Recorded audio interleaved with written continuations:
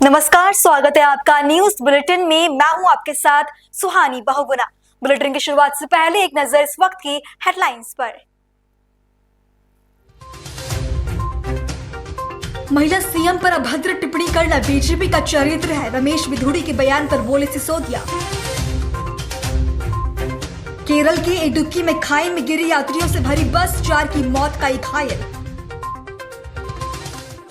बेंगलुरु में सामने आया एचएमपीवी वायरस से जुड़ा केस, 8 महीने की बच्ची पॉजिटिव। पत्रकार मुकेश चंद्रकर हत्याकांड का आरोपी सुरेश चंद्रकर हैदराबाद से गिरफ्तार। प्रशांत किशोर की गिरफ्तारी पर जेडीयू बोली, प्रतिबंधित क्षेत्र में कर रहे थे अनशन। बुलेटिन की शुरुआत इस वक्त की बड़ी खबर से। चंडीगढ़ के सेक्टर 17 के मार्केट इलाके में एक डीसी ऑफिस से कुछ ही दूर एक बिल्डिंग के ढहने की खबर सामने आई है।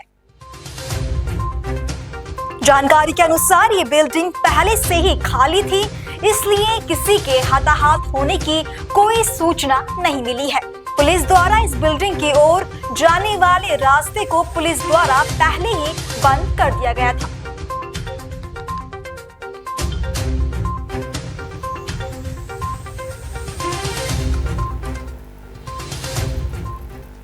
अहमदाबाद के साणंद में स्टेट मॉनिटरिंग सेल ने चांगोदर में एक कॉल सेंटर पर छापा मारा। चांगोदर के सैपन विला सोसाइटी में कॉल सेंटर पर यह छापेमारी की गई है।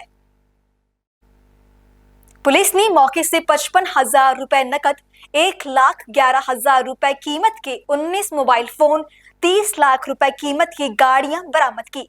रंजीत जी ठाकुर, दिलीप कुमार ठाकुर, लक्ष्मण जी ठाकुर, विपुल जी ठाकुर, राहुल जी ठाकुर नामक व्यक्तियों को गिरफ्तार किया गया और उनके खिलाफ कानूनी कार्रवाई शुरू कर दी गई है। उत्तराखंड के खटीमा में नगर निकाय चुनाव ने अब नया मोड़ ले लिया है। आपको बता दें कि अध्यक्ष पद प्रत्याशी राशिद अंसारी को अब बहुजन समाजवादी पार्टी का समर्थन मिल गया है। बहुजन समाजवादी पार्टी के जिला अध्यक्ष एडवोकेट राजेश कुमार गौतम ने स्वयं खटीमा नगरपालिका अध्यक्ष पद के निर्दलीय प्रत्याशी राशिद अंसारी के चुनाव कार्यालय पहुंचकर ये घोषणा की। उन्होंने कहा कि हमारे समर्थन के पश्चात राशिद अंसारी का खटीमा नगरपालिका अध्यक्ष बनना तय हो चुका है। बहुजन समाज पार्टी की प्रदेश कार्यकारिणी, जिला कार्यकारिणी और विधानसभा कार्यकारिणी का आज उन्होंने मुझे समर्थन दिया, उसका मैं तहे दिल से शुक्रिया अदा करता हूँ और उनका अभिनंदन करता हूँ। दोस्तों, मैं बहुजन समाज पार्टी के द्वारा मेरे कार्यों से प्रभावित होकर मुझको जो समर्थन दिया है, मैं भी अपनी ओर से उनको विश्वास दिलाता हूँ कि मैं चुनाव में विजयश्री हासिल करने के बाद उनके हर सपने को साकार करने का भरसक प्रयास करूँगा और मुझे उम्मीद है कि बहुजन समाज पार्टी के कार्यकर्ता अधिक से अधिक मतों से मुझे जिताने का प्रयत्न करेंगे। तो आप सभी भाइयों का बहुत बहुत धन्यवाद, आप लोगों ने यहाँ आकर समय दिया है। और जैसा कि बहुजन समाज पार्टी की राष्ट्रीय अध्यक्ष आदरणीय बहन कुमारी मायावती जी के दिशा निर्देश पर जो उत्तराखंड में हमारा निकाय चुनाव चल रहा है, तो ज्यादातर हम लोगों ने प्रत्याशी अपने सिंबल पर उतारे हैं, लेकिन जहाँ हमारी सिंबल पर प्रत्याशी हमारे नहीं उतर पाए हैं, तो वहाँ हमारी विधानसभा की यूनिट और जो जिले के वहाँ पदाधिकारी हैं उनको लगाकर ये सर्वे किया जा रहा है कि जो निर्दलीय में मजबूत लोग चुनाव लड़ रहे हैं और बहुजन समाज पार्टी में वो आस्था रखते हैं, तो उनको बहुजन समाज पार्टी अपना समर्थन देने का काम करती है। तो इसी के पर्पज में खटीमा में जो हमारी खटीमा की यूनिट है, उन्होंने हमें रिपोर्ट दी कि खटीमा में राशिद अंसारी जी जो मजबूत प्रत्याशी हैं और बसपा सोच आप रखते हैं, और जैसे कि यहाँ की जितने भी हमारे कार्यकर्ता हैं सभी ने ये रिपोर्ट दी। तो आज बहुजन समाज पार्टी में प्रदेश का महासचिव कुमार गौतम और हमारे साथ हमारे जिला एडवोकेट राजेश गौतम, हमारे विधानसभा के भाई साहब, हमारे विधानसभा के अध्यक्ष, सभी लोग यहाँ पहुंचे हैं और हम राशिद अंसारी जी को बहुजन समाज पार्टी का पूरा समर्थन देते हैं। और हमें उम्मीद है कि राशिद अंसारी जी बहुजन समाज पार्टी के समर्थन से नगर पालिका अध्यक्ष खटीमा बनने का काम करेंगे और जो हमारा अल्पसंख्यक समाज है, दलित समाज है, पिछड़ा समाज है, उनका काम करने का काम हमारे राशि कर्मचारी करेंगे, ऐसा मुझे। अगली खबर का रुख करेंगे। झारखंड के राजधानी रांची में समता समिति के तत्वाधान में रांची विश्वविद्यालय के दीक्षांत मंडप मोहराबादी में एक कार्यक्रम आयोजित किया गया, जिसके सौहार्द मिलन समारोह 2025 में मुख्यमंत्री हेमंत सोरेन सम्मिलित हुए। इस मौके पर मुख्यमंत्री ने क्या कहा, आपको सुनवाते हैं। अब सांताड़ हड़पन को लगी सोहराय परब बन मनाव दा और मोटा मोटी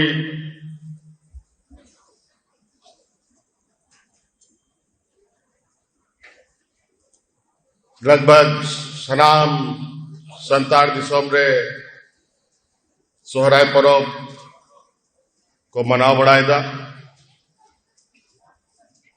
नवा मंच माध्यम ते उनको को अड़ी अड़ी सराहनी मा को करा और निश्चित रूप से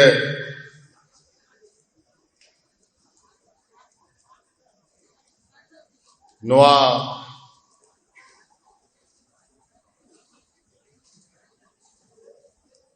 धरती दिसोम रे जहाँ लेका आयमा बीर बुरु और हसा टंडी रे दा रे आयमा लेकान जीव जंतु को तहन करा उनका आगे नवा दिसोम रे आयमा लेकान समाज हो बना।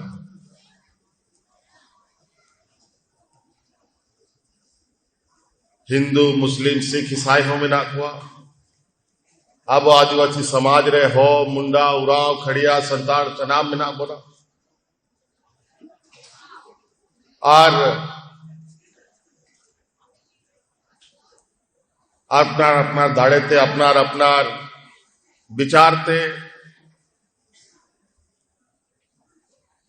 सामाजिक व्यवस्था हो बन चलाओ दा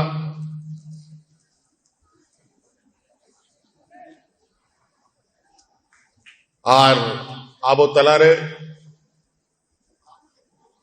आबोरन सामाजिक सुसरिया को हमको तायन करना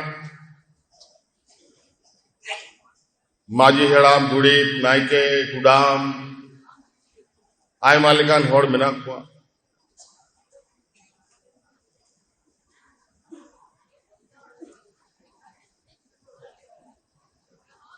और नोआ दिसोम रिया नोआ संस्कृति नोआ सभ्यता बचाव लगी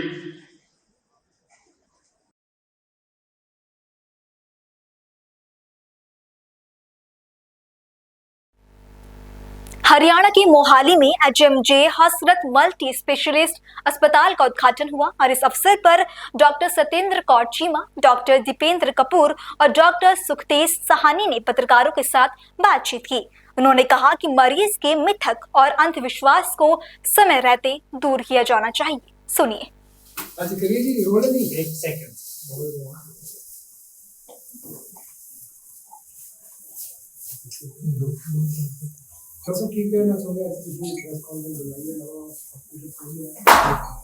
ਅੱਜ ਇਹ ਸਾਨੀ ਤੇ ਡਾਕਟਰ ਦਪਿੰਦਰ ਕਪੂਰ, ਡਾਕਟਰ ਸਤਿੰਦਰ ਕੌਰ ਚੀਮਾ ਤੇ ਮਿਸਟਰ ਅਨੂ ਸੰਦੀਪ ਬਰਮੀ ਅੱਜ ਅਸੀਂ ਬੈਠੇ हैं Hasrat multi specialty hospital sector 58 Mohali विखे। एक मल्टी स्पेशलिटी हॉस्पिटल है जो ਅਸੀਂ ओपन ਅੱਜ जारी ਕੀਤਾ है सुखमनी साहब जी ਦੇ ਪਾਠ ਤੋਂ ਆਰੰਭ ਕੀਤਾ ਹੈ। ਇੱਥੇ ਹਰ ਤਰ੍ਹਾਂ ਦੀ ਬ੍ਰਾਂਚेस ਤੇ ਫੈਸਿਲਿਟੀਜ਼ ਜਿਵੇਂ ਡਾਕਟਰੀ, ਮੈਡੀਸਿਨ, ਸਾਈਕੈਟਰੀ, ਆਰਥੋ, ਨਿਊਰੋਲੋਜੀ, गायनी ਇਹ ਸਭ ਉਪਲਬਧ ਹੋਣਗੀਆਂ। ਸਾਡੀ ਟੀਮ ਬੜੀ ਵੱਖਰੀ ਤੇ ਇੱਕ ਬਹੁਤ ਪੁਰਾਣੀ ਐਸੋਸੀਏਸ਼ਨ ਨਾਲ ਇੱਥੇ ਆਏ ਆ। ਮੈਨੂੰ ਸਰ ਨਾਲ ਕੰਮ ਕਰਦੇ 12-13 ਸਾਲ ਹੋ ਚੁੱਕੇ हैं, ਸਰ ਨੂੰ ਪ੍ਰੈਕਟਿਸ ਕਰਦੇ 30 ਸਾਲ ਹੋ ਚੁੱਕੇ हैं। ਮੈਂ ਤੇ ਮੇਰੇ ਵਾਈਫ ਅਸੀਂ ਦੋਵੇਂ ਕਪਲ ਸਾਈਕੈਟਰਿਸਟ ਆ। एडिक्शन, डिप्रेशन, एंजाइटी ये सब प्रॉब्लम ਨਾਲ ਜੂਝਦੇ हैं। मिस्टर अनु संदीप बड़े मंजे हुए बिजनेसमैन ने, उन्होंने रेडियोलॉजी का एक्सपीरियंस है। तो ਜਿਹੜੀ ਸਾਡੀ ਟੀਮ ਹੈ ਉਹ ਜਦੋਂ ਇਕੱਠੀ ਹੋਏਗੀ ਤੇ ਲੋਕਾਂ ਲਈ ਇੱਕ ਹੋਲਿਸਟਿਕ ਹੈਲਥ ਕੇਅਰ ਜਿਸ 'ਚ ਅਸੀਂ ਹਰ ਚੀਜ਼ ਦਾ ਧਿਆਨ ਰੱਖਦੇ ਹੋਏ ਮਰੀਜ਼ ਨੂੰ ਸੇਵਾਵਾਂ ਪ੍ਰਦਾਨ ਕਰਾਂਗੇ ਤੇ ਉਹਦੇ ਨਾਲ ਹੀ ਇੱਕ ਪੇਸ਼ੈਂਟ ਤੇ ਡਾਕਟਰ ਦਾ ਜੋ ਰਿਲੇਸ਼ਨਸ਼ਿਪ ਹੈ ਉਹ ਤੇ ਖਾਸ ਫੋਕਸ ਰਹੇਗਾ, ਜੋ ਪਾਸਟ ਵਿੱਚ ਵੀ ਸਾਡਾ ਇੱਕ ਯੂਐਸਪੀ ਰਿਹਾ ਹੈ ਕਿ ਪੇਸ਼ੈਂਟ ਨਾਲ ਜਿਹੜਾ ਰਿਲੇਸ਼ਨਸ਼ਿਪ ਹੈ ਉਹ ਪੇਸ਼ੈਂਟ ਦੀ ਹੀਲਿੰਗ ਨੂੰ ਕਿਵੇਂ ਪ੍ਰਮੋਟ ਕਰ ਸਕਦਾ ਹੈ, ਤਾਂ ਕਿ ਅਸੀਂ ਮਰੀਜ਼ ਦੀ ਗੱਲ ਪੂਰੀ ਸੁਣੀਏ, ਉਹਨੂੰ ਐਕਸਪ੍ਰੈਸ ਕਰਨ ਦਾ ਮੌਕਾ ਦਈਏ ਤੇ ਨਾਲ ਹੀ ਅਸੀਂ ਉਹਨੂੰ ਇਲਾਜ ਵਿੱਚ ਹੀ ਹੈਲਪ ਕਰਦੇ ਰਹੀਏ ਤਾਂ ਕਿ ਉਹ ਸਹੀ ਟ੍ਰੀਟਮੈਂਟ ਦੇ ਨਾਲ ਅੱਗੇ ਵੱਧ ਸਕੇ। ਮੈਂ ਕਿਹਾ ਸਭ ਤੋਂ ਵੱਡੀ ਗੱਲ ਸਾਡੀ ਹੈ ਹੋਲਿਸਟਿਕ ਹੈਲਥ ਕੇਅਰ ਤੇ ਫੋਕਸ ਕਰਨਾ। ਹੋਲਿਸਟਿਕ ਹੈਲਥ ਕੇਅਰ ਮਤਲਬ ਕਿ ਅਸੀਂ ਮਰੀਜ਼ ਦੀ ਨਿੱਜੀ ਮਾਨਸਿਕ ਹਾਲਤ, ਉਹਦੀ ਫੀਲਿੰਗਸ, ਉਹਦੀ ਇਮੋਸ਼ਨਸ, ਇਵਨ ਉਹਦੀ ਫਾਈਨੈਂਸ਼ੀਅਲ ਹਾਲਾਤ, ਉਹਦੇ ਸਮਾਜਿਕ ਹਾਲਾਤ, ਹਰ ਚੀਜ਼ ਤੇ ਫੋਕਸ ਕਰਕੇ ਉਹਦੀ ਬਿਮਾਰੀ ਦਾ ਇਲਾਜ ਕਰਨ ਲਈ ਇੱਕ ਡਾਕਟਰ ਪੇਸ਼ੈਂਟ ਰਿਲੇਸ਼ਨਸ਼ਿਪ ਤੇ ਫੋਕਸ ਜ਼ਿਆਦਾ ਕਰਦੇ ਹਾਂ। ਪਲੱਸ ਜਿਹੜਾ ਇੱਕ ਐਕਸਪੀਰੀਅੰਸ ਸਾਡੀ ਟੀਮ ਨਾਲ ਲੈ ਕੇ ਆ ਰਹੀ ਹੈ ਔਰ ਇसी ਸ਼ਹਿਰ ਦਾ ਐਕਸਪੀਰੀਅੰਸ ਹੈ, ਤਾਂ ਉਹ ਸਾਡਾ ਇੱਕ ਯੂਨੀਕ ਪੁਆਇੰਟ ਇਸ ਹਸਪੀਟਲ ਵੱਲੋਂ ਜਨਤਾ ਨੂੰ ਰਹੇਗਾ। 30 ਬੈਡਡ ਹਸਪੀਟਲ ਹੈ, ਇੱਥੇ OTs, ICU, ਕ੍ਰਿਟੀਕਲ ਕੇਅਰ ਤੇ ਮੈਡੀਸਿਨ, ਮੇਜਰ ਬ੍ਰਾਂਚेस, ਪ੍ਰਾਈਵੇਟ ਰੂਮਸ ਉਹ ਸਭ ਅਵੇਲੇਬਲ ਹੈ। ਐਕਚੁਅਲੀ ਇਹ ਫਸਟ ਬ੍ਰਾਂਚ ਹੈ, ਇਸ ਤੋਂ ਪਹਿਲਾਂ ਵੀ ਕੋਈ ਬ੍ਰਾਂਚ ਕਿਤੇ ਚੱਲ ਰਹੀ ਹੈ ਤੁਹਾਡੀ? ਇਹ ਜੀ ਫਰਸਟ ਬ੍ਰਾਂਚ ਹੈ, ਇਹ ਪੇਰੈਂਟ ਬ੍ਰਾਂਚ ਹੈ ਐਂਡ ਹੋਪਫੁਲੀ ਅੱਗੇ ਹੋਰ ਵੀ ਬ੍ਰਾਂਚेस ਹੋਣਗੀਆਂ। ਆਪਾਂ ਕੋਈ ਇਹੋ ਜਿਹਾ ਕੋਈ ਸਮਝ ਆ ਰਿਹਾ ਕਿ ਗਰੀਬਾਂ ਨੂੰ ਲੈ ਕੇ ਕੋਈ ਆ ਰਹੀ ਸਸਤਾ ਜਾਂ ਕੁਛ? ਬਿਲਕੁਲ, ਦੇਖੋ ਆਉਣ ਵਾਲੇ ਸਮੇਂ 'ਚ ਅਸੀਂ ਜ਼ਰੂਰ ਇਸ ਚੀਜ਼ ਤੇ ਫੋਕਸ ਕਰਾਂਗੇ ਕਿ ਕਿਆ ਅਸੀਂ ਕੋਈ ਕੰਸੈਸ਼ਨ ਬੇਸਡ OPDs ਜਾਂ ਫ੍ਰੀ OPDs ਜਾਂ ਜਿਵੇਂ ਸਰਕਾਰੀ ਹਸਪਤਾਲਾਂ 'ਚ BPL ਦੀ ਸੁਵਿਧਾ ਹੁੰਦੀ ਹੈ, ਬਿਲੋ ਪਾਵਰਟੀ ਲਾਈਨ, ਉਦਾਂ ਦਾ ਕੋਈ ਸਿਸਟਮ ਅਸੀਂ ਜ਼ਰੂਰ ਲਿਆਉਣ ਦੀ ਕੋਸ਼ਿਸ਼ ਕਰਾਂਗੇ। ਔਰ ਜਿੱਥੇ ਜਿੰਨਾ ਸਾਡੀ ਵੀ ਪਾਕਟ ਤੇ ਸਾਡਾ ਵੀ ਇੰਸਟੀਚਿਊਟ ਅਲਾਉ ਕਰਦਾ ਹੈ ਕਿ ਜਿੱਥੇ ਜੋ ਪੇਸ਼ੈਂਟ ਨੂੰ ਟੇਲਰ ਮੇਡ ਹੋ ਸਕਦਾ ਕਿ ਡਿਸਕਾਊਂਟਸ ਐਂਡ ਐਵਰੀਥਿੰਗ, ਉਹ ਤੇ ਪੂਰਾ ਧਿਆਨ ਰੱਖਿਆ ਜਾਏਗਾ। ਜਿਹੜੇ ਹੈਲਥ ਕਾਰਡ ਉਹ ਕਿਹੜੀ ਕੋਈ ਹੈ ਕੰਪਨੀ ਵਗੈਰਾ ਕੋਈ ਆਪਾਂ ਜਾਰੀ ਕਰੋਗੇ? ਦੇਖੋ ਹਜੇ ਅਸੀਂ ਪ੍ਰੋਸੈਸ 'ਚ ਹੈ, ਜਿਵੇਂ ਕਿਹਾ ਅੱਜ ਸ਼ੁਭ ਆਰੰਭ ਹੈ ਤੇ ਐਮਪੈਨਲਮੈਂਟਸ ਹੋਣ 'ਚ ਸਮਾਂ ਲੱਗਦਾ ਹੈ। ਉਹ ਐਮਪੈਨਲਮੈਂਟਸ ਹੋਣਗੀਆਂ ਜਿਹੜੀਆਂ ਮੇਜਰ TPAs ਨੇ, ਜਿਹੜੀ ਥਰਡ ਪਾਰਟੀ ਇੰਸ਼ੋਰੈਂਸ ਹੈ, ਮੈਡੀਕਲ ਇੰਸ਼ੋਰੈਂਸ ਕਹਿ ਦਿੰਦੇ ਨੇ, ਉਹਨਾਂ ਮੇਜਰ ਨਾਲ ਸਭ ਨਾਲ ਸਾਡੀ ਐਸੋਸੀਏਸ਼ਨ ਹੋ ਜਾਏਗੀ। ਦੇਖੋ ਸਭ ਤੋਂ ਮੇਨ ਫੋਕਸ ਜਿਵੇਂ ਕਿ ਡਾਕਟਰ ਪੇਸ਼ੈਂਟ ਰਿਲੇਸ਼ਨਸ਼ਿਪ, ਸਾਡੀ ਅਪਰੋਚ ਜਿਹੜੀ ਹੈ ਉਹ ਪੇਸ਼ੈਂਟ ਸੈਂਟਰਡ ਹੋਏਗੀ। ਮਤਲਬ ਪੇਸ਼ੈਂਟ ਕੀ ਕਹਿਣਾ ਚਾਹੁੰਦਾ ਹੈ, ਕੀ ਆਪਣੀ ਬਿਮਾਰੀ ਨੂੰ ਲੈ ਕੇ ਸਮਝਦਾ ਹੈ ਔਰ ਉਸ ਚੋਂ ਕਿਵੇਂ ਉਹਦੇ ਮਿਥ ਜਾਂ ਵਹਿਮ ਨੂੰ ਦੂਰ ਕਰਨਾ ਤਾਂ ਕਿ ਉਹ ਆਪਣੀ ਬਿਮਾਰੀ ਨੂੰ ਸਹੀ ਸਮਝ ਸਕੇ। ਜੇ ਮਰੀਜ਼ ਆਪਦੀ ਬਿਮਾਰੀ ਨੂੰ ਸਹੀ ਸਮਝੇ ਏਦਾਂ ਤਾਂ ਵੈਸੇ ਹੀ ਠੀਕ ਹੋ ਜਾਂਦਾ। ਤਾਂ ਪੇਸ਼ੈਂਟ ਸੈਂਟਰਡ ਅਪਰੋਚ ਜਿਹੜੀ ਰਹੇਗੀ ਉਹ ਸਾਡਾ USP ਪਾਸਟ ਵਿੱਚ ਵੀ ਪ੍ਰੈਕਟਿਸ 'ਚ ਰਿਹਾ ਤੇ ਉਹ ਹੁਣ ਤੋਂ ਵੀ ਰਹੇਗਾ। ਸਰਜਨ ਵਗੈਰਾ ਕਿੰਨੇ? ਸਰ ਇੱਕ general surgeon, laparoscopic surgeon already on board ਹੈ ਜੋ ਕੱਲ ਤੋਂ ਹੀ ਅਵੇਲੇਬਲ ਹੋਣਗੇ। ਬਾਕੀ ਹੌਲੀ ਜਿਵੇਂ ਬਾਈ ਗॉड्स ਗ੍ਰੇਸ ਟੀਮ ਵੱਧਦੀ ਰਹੇਗੀ ਤੇ ਨਿਊਰੋ ਸਰਜਨ ਤੇ ਗੈਸਟ੍ਰੋ ਸਰਜਨ ਹੋਰ ਮਤਲਬ ਕਿ ਟੀਮ ਐਡ ਹੁੰਦੀ ਰਹੇਗੀ। As of now 2 surgeons on board ਨੇ, ਨਿਊਰੋ ਸਰਜਰੀ ਤੇ ਜਨਰਲ ਲੈਪਰੋਸਕੋਪਿਕ ਸਰਜਰੀ। ਤੇ OPD ਚਾਰजेस ਸਟਾਰਟਿੰਗ ਕਿੰਨਾ ਰੱਖ ਰਹੇ ਹੋ ਤੁਸੀਂ ਆਪਣਾ ਹਸਪਤਾਲ? ਦੇਖੋ ਇਹ ਵੇਰੀ ਕਰਦਾ ਹੈ, ਐਮਰਜੈਂਸੀ ਜਿਵੇਂ RMO ਡਾਕਟਰਸ ਹੁੰਦੇ ਆ ਉਹਦੇ ਬੇਅਰਲੀ ਸਿਰਫ 300 ਚਾਰजेस ਨੇ। ਜਿਹੜਾ ਪੇਸ਼ੈਂਟ ਕੋਈ ਐਮਰਜੈਂਸੀ ਜਾਂਦਾ, ਰੈਜ਼ੀਡੈਂਟ ਮੈਡੀਕਲ ਆਫੀਸਰਸ ਉਹਨਾਂ ਨੂੰ ਦੇਖਦੇ ਨੇ। ਕੰਸਲਟੈਂਟ ਜਿਹੜੇ ਨੇ, ਜਿਵੇਂ ਕੋਈ ਮੈਡੀਸਿਨ ਦੇਖ ਰਿਹਾ, ਕੋਈ ਐਂਡੋਕ੍ਰਾਈਨੋਲੋਜੀ, ਸਾਈਕੈਟਰੀ, ਕੰਸਲਟੈਂਟ ਟੂ ਕੰਸਲਟੈਂਟ ਫੀ ਜਿਹੜੀ ਹੈ ਉਹ ਵੇਰੀ ਕਰ ਸਕਦੀ ਹੈ ਔਰ ਰਫਲੀ ਇੱਕ ਤੁਸੀਂ ਇੱਕ ਬ੍ਰੈਕਟ ਲੈ ਕੇ ਚੱਲ ਸਕਦੇ ਹੋ, 500 ਤੋਂ 800 ਦੇ ਵਿੱਚ ਰਹੇਗੀ। मैं डॉक्टर दीपिंदर कपूर, मैं MD मेडिसिन है। मैं चीमा मेडिकल कॉम्पलैक्स 98 ਚ ज्वाइन ਕੀਤਾ ਸੀਗਾ ਆਫਟਰ ਮਾਈ ਸੀਨੀਅਰ ਰੈਜ਼ੀਡੈਂਸੀ ਇਨ PG ਤੇ ਤਦ ਤੋਂ ਲੈ ਕੇ ਹੁਣ ਤੱਕ ਮੈਨੂੰ 26 ਸਾਲ ਤੋਂ ਜ਼ਿਆਦਾ ਹੋ ਗਏ ਨੇ ਉੱਥੇ ਤੇ ਇਸੇ ਏਰੀਆ ਦਾ ਮੈਨੂੰ ਕਾਫੀ ਐਕਸਪੀਰੀਅੰਸ ਹੈ ਤੇ ਮੇਰਾ ਮੇਨ ਇਹ ਰਹਿੰਦਾ ਹੈ ਕਿ ਪੇਸ਼ੈਂਟ ਨੂੰ ਮੈਂ ਟਾਈਮ ਦੇ ਸਕਾਂ, ਧਿਆਨ ਨਾਲ ਉਹਨਾਂ ਦੀ ਗੱਲ ਸੁਣ ਸਕਾਂ ਤੇ ਪੂਰਾ ਸੈਟੀਸਫਾਈ ਕਰਕੇ ਭੇਜਾਂ। पेशेंट भी कहते ने आके कि भाई तुसी गल सुन लेने हो, बाकी हॉस्पिटल से डॉक्टर बहुत जल्दी च होंदे ने, फटाफट दवाई लिख के गल सुने बिना दवाई लिख के दे देंगे। वो काम मैं नहीं करता, मेरी यही USP है। ਤੇ ਤੁਸੀਂ ਵੀ ਇਸ ਗੱਲ ਨਾਲ ਸਹਿਮਤ ਹੋ ਕਿ ਬਾਕੀ ਡਾਕਟਰ ਜਿਹੜੇ ਆ ਪ੍ਰੋਪਰ ਗੱਲ ਨਹੀਂ ਸੁਣਦੇ, ਪੇਸ਼ੈਂਟ ਦੀ ਮੰਨਦੇ ਹੋ ਇਸ ਚੀਜ਼ ਨੂੰ? मतलब जिन्ना कोल बहुत ज्यादा रश हैगा, बहुत जल्दी वो अपनी प्रिस्क्रिप्शन लिख के दे देंगे ने पेशेंट ਨੂੰ। पेशेंट्स ने इस तरह मैनू दस्सिया आके मतलब डॉक्टर्स भी बिजनेस बना चुके हैं। जिला से कोई है भी प्राइवेट हॉस्पिटल में चले जाओ तो कहते हलाल कर देंगे, होली भी कर देंगे। अब बस इतना नहीं कि कोई सोच लेके, क्योंकि नेड़े तेड़े कॉलोनियां ने, गुजार नगर, शाही माजरा हो गया, मोहालीगंज हो गया, गांव गरीब तबके के लोग। सर मैं भी ऐसे सोच ले गया हूं, मैं तो ऐसे एरिया च ही है। मैं ज्यादा फर्क नहीं है, चीमा हॉस्पिटल से 1 किलोमीटर का ही फर्क है। ऐसे एरिया नु सर्व किया मैं 98 ਤੋਂ ਮੈਂ ਸਾਰਿਆਂ ਦੀ ਪ੍ਰੋਬਲਮ ਜਾਣਦਾ, ਜਿਹੜਾ ਵੀ ਗਰੀਬ ਤਬਕਾ ਹੈ, ਤੇ ਫਿਰ ਵੀ ਉਹ ਮੇਰੇ ਕੋਲ ਆਉਂਦੇ ਨੇ। ਇਹਦੇ ਨਾਲ ਪ੍ਰੂਫ ਮਿਲਦਾ ਨਾ ਕਿ ਉਹਨਾਂ ਨੂੰ ਠੀਕ ਤਰ੍ਹਾਂ ਟ੍ਰੀਟ ਕੀਤਾ ਗਿਆ। ਨਹੀਂ ਤਾਂ ਜੇ ਛਿੱਲ ਲਾਉਣ ਵਾਲੀ ਗੱਲ ਹੁੰਦੀ ਤੇ ਇਸ ਵੇਲੇ ਕੋਈ ਨਹੀਂ ਆਣਾ ਸੀਗਾ ਸਾਡੇ ਕੋਲ। Thank you sir.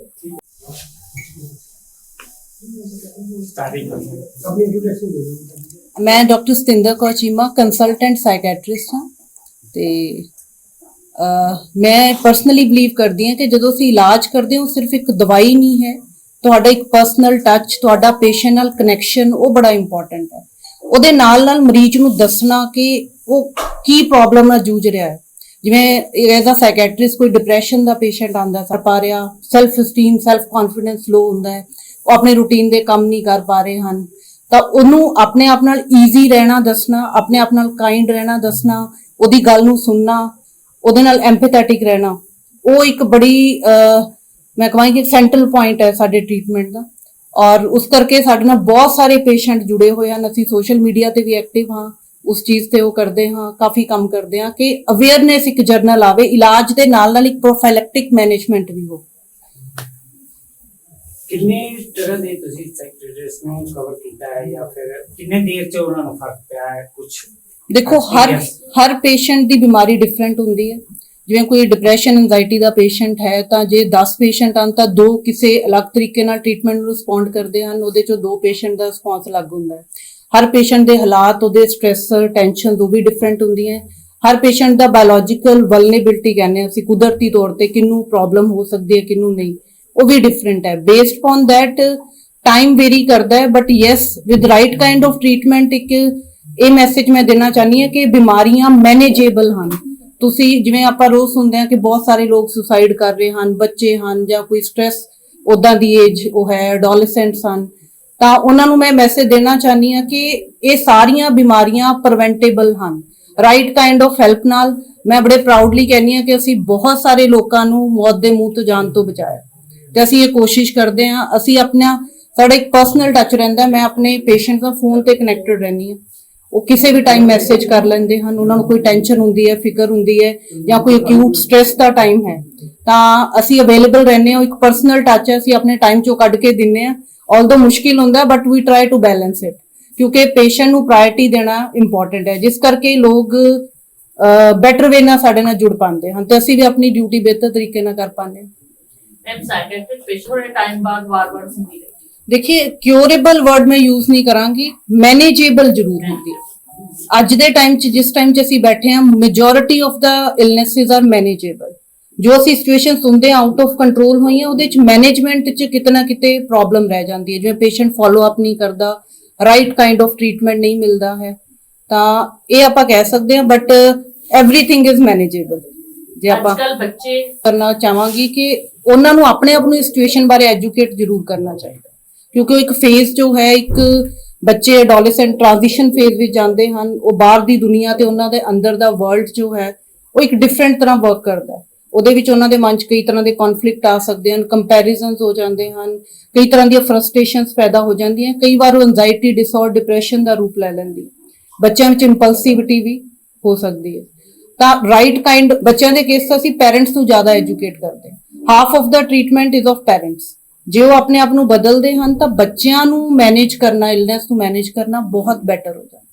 ਸਾਡੇ ਟ੍ਰੀਟਮੈਂਟ ਦੀ USP ਇਹੀ ਹੈ, ਐਡਿਕਸ਼ਨ ਵਾਲਾ ਬੱਚਾ ਆ ਰਿਹਾ ਤਾਂ ਉਹਦੇ ਪੈਰੈਂਟਸ ਪੂਰੀ ਫੈਮਿਲੀ ਨੂੰ ਆਪਾਂ ਕਿਵੇਂ ਕਾਉਂਸਲਿੰਗ ਰਹੇਗਾ, ਬਾਕੀ ਟਾਈਮ ਉਹਨੇ ਉਸ ਮਾਹੌਲ 'ਚ ਰਹਿਣਾ, ਉਸ ਮਾਹੌਲ ਨੂੰ ਕਿਵੇਂ ਬਦਲਣਾ ਹੈ, ਉਹਦੇ 'ਚ ਆਪਾਂ ਕਿਹੜੇ ਚੇਂਜਿਸ ਲਿਆ ਸਕਦੇ ਹਾਂ, ਪੈਰੈਂਟਸ ਦੇ ਬਿਹੇਵੀਅਰ ਵਿੱਚ ਕੀ ਚੇਂਜਿਸ ਆ ਸਕਦੇ ਹਨ ਤਾਂ ਕਿ ਉਹ ਆਪਣੇ ਬੱਚੇ ਨੂੰ ਸਪੋਰਟ ਕਰ ਸਕਣ, ਚਾਹੇ ਉਹ ਐਡਿਕਸ਼ਨ ਹੈ ਚਾਹੇ ਕੋਈ ਸਾਈਕੋਲੋਜੀਕਲ ਪ੍ਰੋਬਲਮ।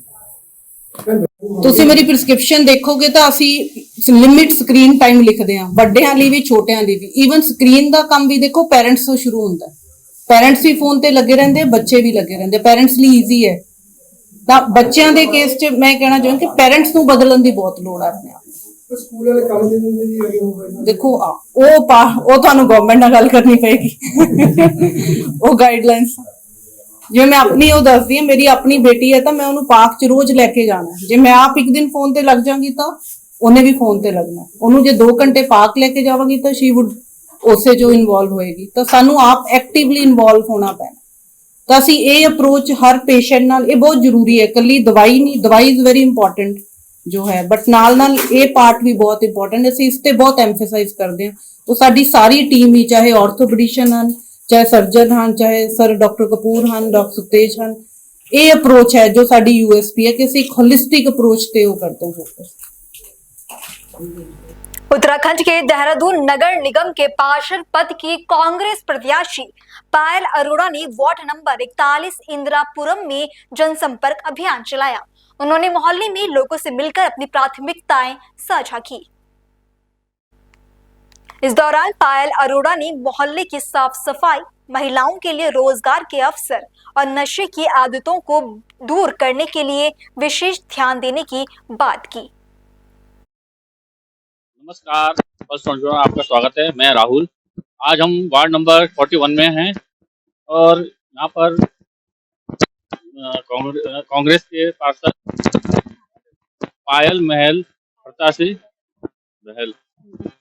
मेरा नाम पायल बहल है और मैं धन्यवाद करती हूँ अपनी कांग्रेस कमेटी का, जो उन्होंने इस लायक समझा मुझे पार्षद का टिकट दिया है और मैं तन मन से ये सीट निकाल के लेके आऊंगी। मुझे पूरी उम्मीद है कि सारे क्षेत्रवासी मेरे जो वार्ड के हैं वो सब मेरा सपोर्ट करेंगे। आप पहली बार लड़ रहे हैं या दूसरी बार लड़ रहे हैं? नहीं, मैं पहली बार लड़ रही हूँ। मेरा नाम टिंकल अरोड़ा है। मेरी बड़ी दीदी है पायल बहल जी, और आज एक छोटा सा हमने पदयात्रा रखी थी वार्ड हमारे 41 में शास्त्री नगर में, लेकिन वो छोटी पदयात्रा होते होते काफी बड़ी पदयात्रा हुई। लोगों को मैंने देखा है कि कांग्रेस के लिए कितना समर्पित है यहाँ के लोग। हम 10-15 लोग चले थे और अपना आप से घर से निकलते निकलते निकलते एक हुजूम बनता गया और काफी आगे तक हम लोग पहुंचे हैं। और लोगों की समस्याएं देखिए, हमने यहाँ की समस्या वाकई बहुत बेकार, मतलब सड़कें नाली इतनी बेकार स्थिति है जो लोग, मतलब हमने आज पहली बार देखा। क्षेत्र में हम आते रहते हैं, लेकिन जो अभी की मौके की स्थिति है, क्योंकि नाले भरे पड़े हैं, नाले से सीवर का पानी बाहर निकल रहा है, बहुत सी ऐसी समस्याएं हैं लोगों ने हमें दिखाई है। आज 20 साल से यहाँ बीजेपी का पार्षद था, 20 साल से बीजेपी की सरकार रही है, सांसद उनका है, विधायक उनका है, मंत्री उनके हैं और विधायक से लेकर ये पार्षद भी उनके हैं। उसके बाद भी क्षेत्र का विकास नहीं हुआ। बड़े दुख की बात है कि अगर हमारी दीदी को चांस मिलता है, कांग्रेस को चांस मिलता है, पोखरियाल जी को चांस मिलता है, 100% हम लोग इस क्षेत्र का विकास करेंगे, क्योंकि हमने सबसे पहली पदयात्रा हमारी यहाँ से निकली है, तो हम इस क्षेत्र का विकास सबसे पहले हमारा रहेगा। आप जब जनता के पास गए हैं तो जनता का जवाब क्या था? बिल्कुल, जनता बहुत पीड़ित है और बहुत परेशान है। वो कह रहे हम 20 साल से हम देखते आए हैं, जो पार्षद है वो कभी यहाँ आता नहीं है, खाली पॉस एरिया जो ऊपर की कोठियां हैं वहां तक जाते हैं, इधर आते भी तो नाक बंद करके चलते हैं, अपने नाक में कपड़ा लगा के आते हैं इस क्षेत्र में, तो वो बहुत गलत बात है। और अगर ऐसा करता है कि एक पार्षद, एक क्षेत्रीय पार्षद होता है, ये पारिवारिक इलेक्शन होते हैं और क्षेत्र में बिल्कुल चाहे गरीब हो अमीर हो सबको एक नजर से देखना चाहिए। मुझे ये नहीं समझ आ रहा कि ये पार्षद कैसे रहे हैं जो इस क्षेत्र से इतना दूर रहे हैं। जो मैडम पार्षद बन जाती है तो उनका कार्य पहले क्या होगा? बिल्कुल, मैंने कहा ना, सबसे पहले तो इस क्षेत्र के लिए देखा है कि इस क्षेत्र में जो सीवर उवर की दिक्कत है, नाली की दिक्कत है, इस क्षेत्र में हम करेंगे। देखो, सबसे पहले बात होता है महिला है, क्योंकि एक महिला है और महिला के लिए एक रोजगार एक ऐसी चीज है कि जो घर बैठे रोजगार सके, हम इसमें देखेंगे। विकलांग पेंशन, विधवा पेंशन, ऐसी बहुत सी केंद्र की स्कीमें होती है जो पब्लिक तक नहीं पहुंच पाती। हम घर घर जाके पब्लिक की स्कीमें बताएंगे, अब ये पेंशन होगी, पेंशनें लगवाएंगे, रोजगार दिलाएंगे। और देखा है क्षेत्र में अभी यहाँ पर काफी लोग हमें दिखे हैं जो नशे में भी घूम रहे हैं। तो सबसे पहला इस क्षेत्र में, आपको भी पता होगा, इस क्षेत्र में कुछ माफिया हैं जो ये काम करते हैं, तो सबसे पहले हम इस नशे को भी दूर करेंगे। अगली खबर उत्तर प्रदेश से, जहां अमेठी सांसद किशोरी लाल शर्मा ने अपने 3 दिवसीय अमेठी दौरे के तीसरे दिन जनसुनवाई, शोक संवेदना, किसान मेला, खेलकूद प्रतियोगिता और समाज के वरिष्ठजनों के साथ क्षेत्र की समस्याओं के शीघ्र निराकरण पर चर्चा की। उन्होंने जन समस्याओं को सुना और उनके समाधान करने का भरोसा दिलाया। उन्होंने कई विभागों के अधिकारियों से टेलीफोन के माध्यम से भी बातचीत की। भारत को आजाद हुए 76 साल हो गए हैं। इन 76 सालों में भारत ने कई मुकाम हासिल किए, लेकिन आजादी के इतने सालों बाद भी भारत में कुछ जगहें ऐसी हैं जहां लोग आज भी लालटेन युग में और आदि मानवों की तरह लकड़ियां जलाकर जीवन जीने के लिए मजबूर हैं। उत्तर प्रदेश के चंदौली जिले के औरवा टांट गांव में लोग आज भी मूलभूत सुविधाओं से वंचित हैं। इस गांव की आबादी लगभग 400 है और यहाँ 150 वोटर भी हैं। आप ये जानकर हैरान हो जाएंगे कि जिला मुख्यालय चंदौली से लगभग 80 किलोमीटर और तहसील मुख्यालय नौगढ़ से लगभग 10 किलोमीटर दूर जंगल के बीचों बीच कर्मनाशा नदी के तट पर बसा ये गांव आज भी मूलभूत सुविधाओं से कोसों दूर है। जंगल के बीच होकर गुजरने वाली पगडंडी से ग्रामीण आवागमन करते हैं, जिसको लेकर वन विभाग भी आए दिन ग्रामीणों को परेशान करते हैं। वहीं गांव में पीने के लिए मनरेगा योजना के तहत बने एक कुएं और एक हैंडपंप से ग्रामीणों की पेयजल की समस्या दूर होती है। विपरीत परिस्थिति में 108 और 102 एम्बुलेंस की जरूरत पड़ जाए तो वो भी बामुश्किल ही इस गांव में पहुंचता है, क्योंकि जाने के लिए पक्का रास्ता नहीं है। क्या नाम है आपका? हमारा बच्चिया है। कहाँ से आई हैं? और क्या समस्या, क्यों आई? अरे साहब समस्या का बहुत दिन से एकदम लाइन कभी गाने ले रही थी और लड़का लेकिन कीड़ा बिच्छी काट बना बड़ी हैरानी मिली था। बट्टी तो पहले मिला था, मिल तो नहीं रहा। अच्छा, बिजली का तार और नहीं है आपके गाँव में? नहीं बाबू, जिंदगी भर कब्बो में जगते रही, कब्बो जिंदगी भर है। मतलब आप जब से उस गांव में आई हैं? हाँ। उसी गांव में पैदा हुई हैं? हाँ, कब्बो बिजली रही। कितनी उम्र होगी आपकी? 60 हो गई।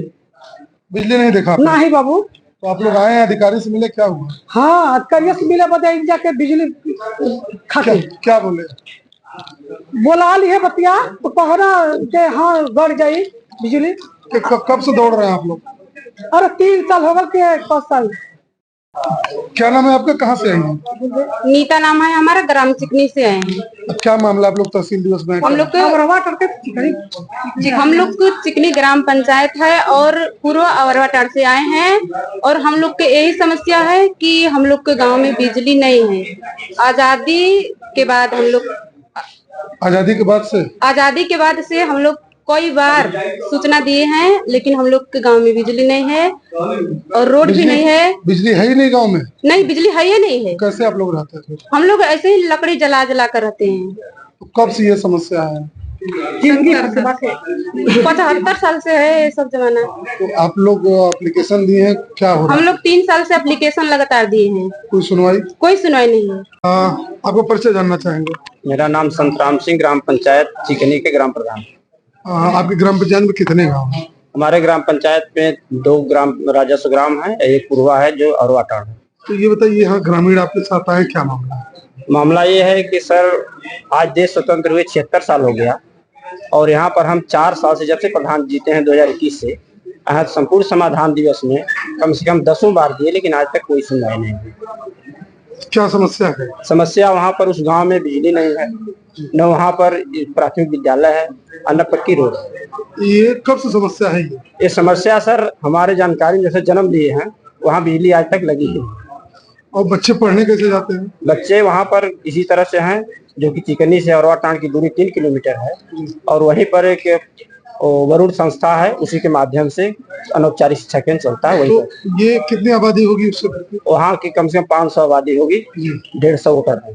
मतलब बिजली नहीं है? बिजली नहीं। क्या आप पत्रक दिए? क्या पत्रक यही है कि शासन से हम मांग किए हैं कि वहाँ पर बिजली गड़ जाए, जो कि सरकार की मंशा है कि हर घर में बिजली हो और प्रत्येक गांव में चला गया बिजली, लेकिन आज तक वहाँ पर एक साक्ष्य है कि वहाँ आज तक बिजली नहीं है और लोग लकड़ी जलाकर आदि मानव के जमाने तक जैसे जीवन व्यतीत करते थे उस तरह से बेचारे अपना जीवन व्यतीत कर रहे हैं। और हम लोग कई बार दिए, संजीव सिंह डीएम थे, ईशा दुहन जी थे और ये वर्तमान में डीएम साहब हैं, इनको भी दिए। तो हम यही चाहेंगे, अपेक्षा है कि वहाँ के भी लोगों को बिजली मिल जाए और अपना बच्चों की पढ़ाई लिखाई हो। कई लोगों को सर्प से समझ लीजिए कि जाने गई हैं और जंगली जानवर का भी डर है, तो हम चाहेंगे शासन से कि कम से कम वहाँ बिजली हो जाए। और जंगल विभाग कहीं न कहीं उसी देने में दिक्कत करता है, तो हम चाहेंगे कि शासन प्रशासन सभी लोगों से अनुरोध है, आप लोगों से भी कि इस समस्या को अवगत कराएं और हम बिजली लग जाए ताकि अपना अपना नाम और परिचय बताएं। हाँ, मेरा नाम विश्वनाथ सिंह है, और पिता का नाम रामधारी सिंह है। कहाँ के निवासी हैं? हम औरवा टांड के निवासी हूँ। और जो है तो आज तक न बिजली, सड़क, न पानी, कोई व्यवस्था यहाँ कोई, खाली वोट के विषय में आते हैं, संसद हैं और जो है विधायक हैं, प्रधान हैं, चाहे कोई भी हैं, जितना आते खाली वोट के जानते हैं जो वहाँ पर हमारा आदमी है। इसके बाद वो उसको पता नहीं चला, वो बीत गया। फिर समय आएगा, फिर कोई आएगा, नेता प्रेता आएंगे, ये कर देंगे, वो कर देंगे, कुछ नहीं किया। छोटे लाल भी यही बहुत अच्छा बात किए और जो आज तक कुछ नहीं किए। हम लोग क्या करें, हम लोग रो रहे हैं अपना, बाकी लेकिन अपना जीवन बिता रहे हैं। उम्र कितनी होगी? हमारे 70 साल के। तो बिजली अभी तक नहीं? अभी तक बिजली न कुछ नहीं भाई, पानी न सड़क न कुछ नहीं। ये बताइए कि छोटेलाल खरवार वर्तमान में भी सांसद है, इसी गांव के प्रधान भी रहे हैं, इनको रिश्तेदारियां यहाँ पर है, क्या कभी इन समस्याओं को उन्होंने नहीं देखा? आखिर कई बार घूमे, बहुत सा देखे, कुआं देखे, तालाब देखे, हाँ कुल कर देते हैं, बाबा घबराइएगा मत। आज ले हो रहा था, आज समझ 2 योजना संसद रह चुके और 2 योजना प्रधान रह चुके, तो कोई समस्या नहीं हल किए न कुछ किए। बताइए, ऐसे ऐसे नेता हमारे यहाँ पड़े हुए हैं, क्या करें हम लोग। बहुत जो है कि हम लोग कांग्रेस से तक हम लोग वोट देते या चले आ रहे हैं। मतलब समस्याओं का समाधान आज तक कोई करने वाला नहीं मिला। अंधेरे में हम लोग पड़े हुए हैं। इनके जाते हाँ कर देंगे, उनके जाते हैं तो कहते कर देते हैं।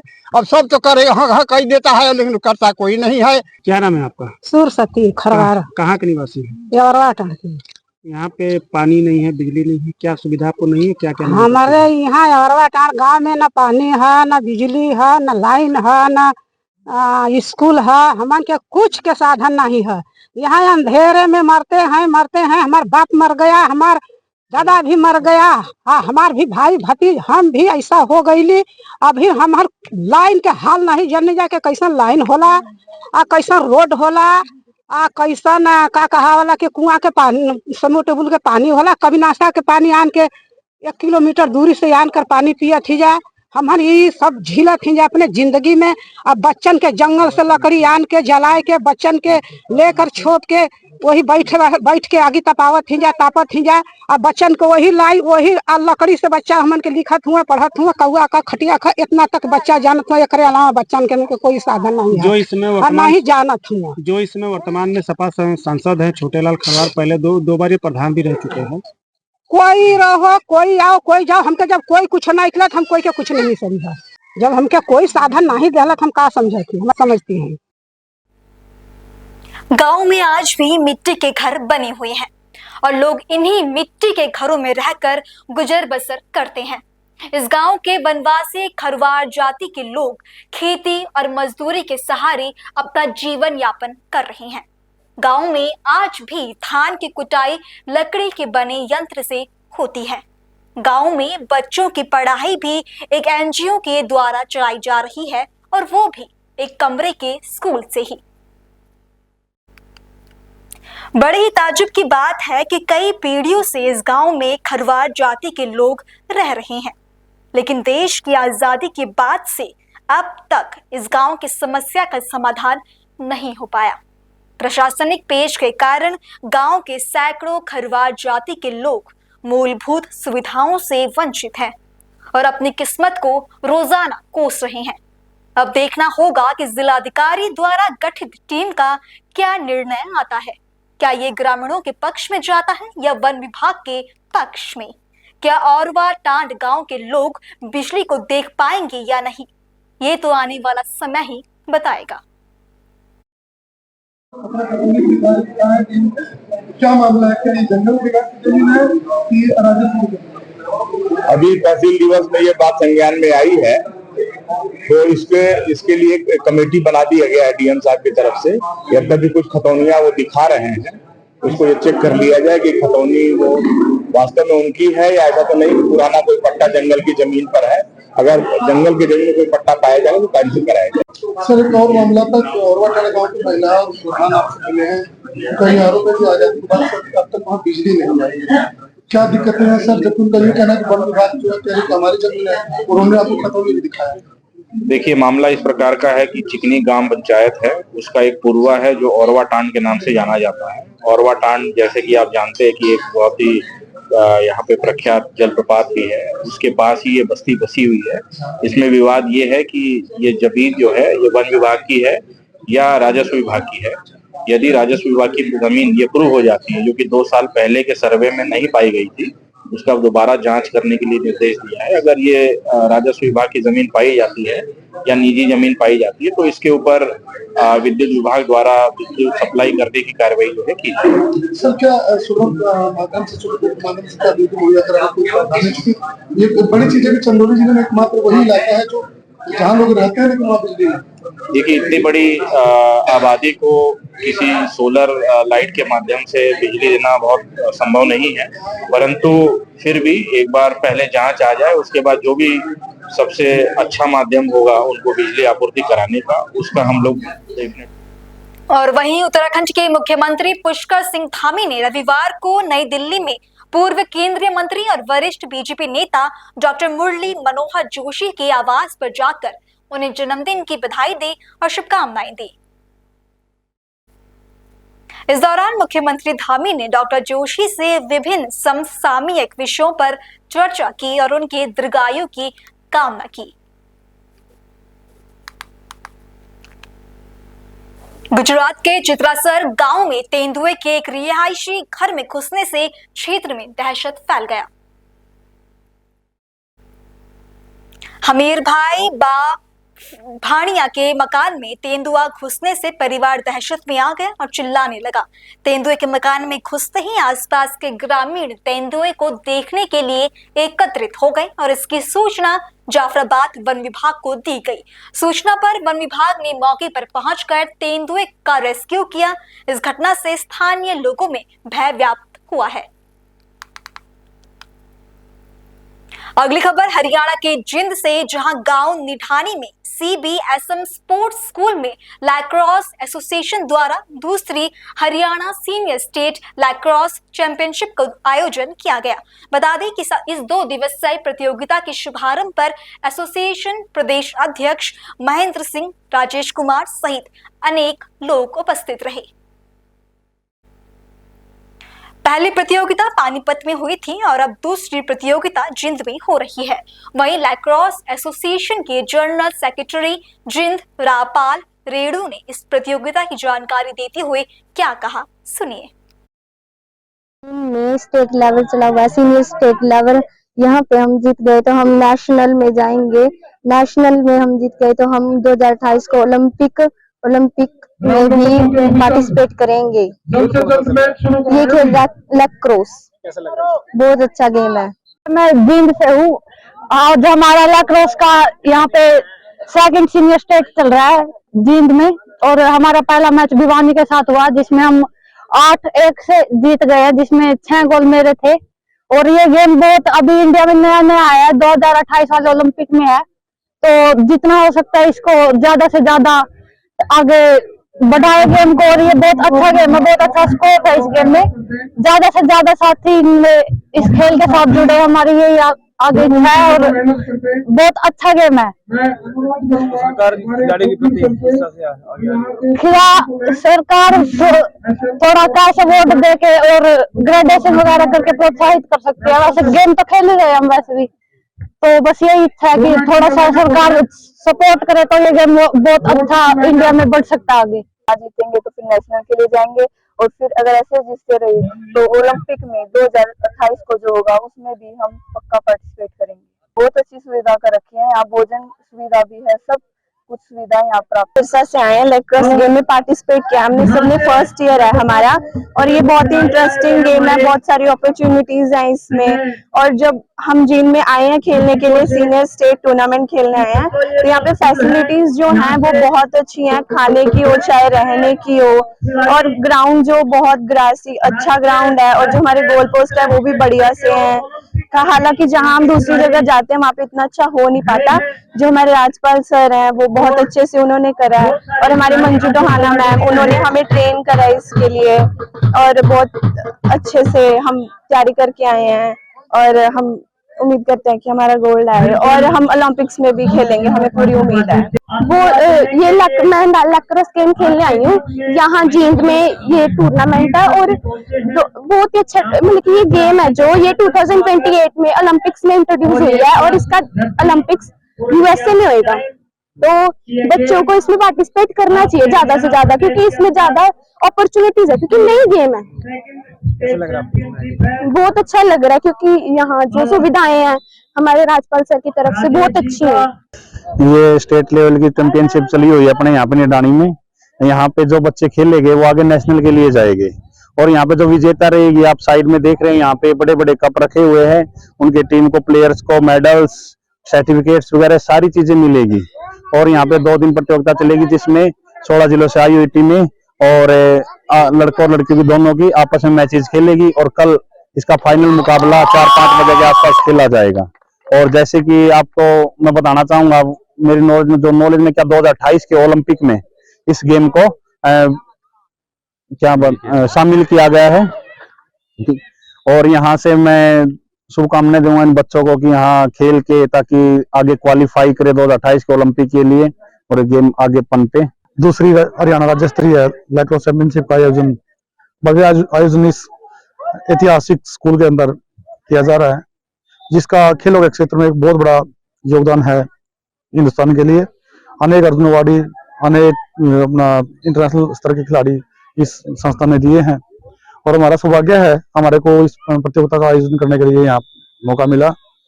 और जैसा कि प्रतियोगिता के बारे में मैं बताना चाहूंगा, आज 16 जिलों के महिला पुरुष खिलाड़ी लगभग 350 खिलाड़ी इसमें प्रतियोगिता में भाग ले रहे हैं।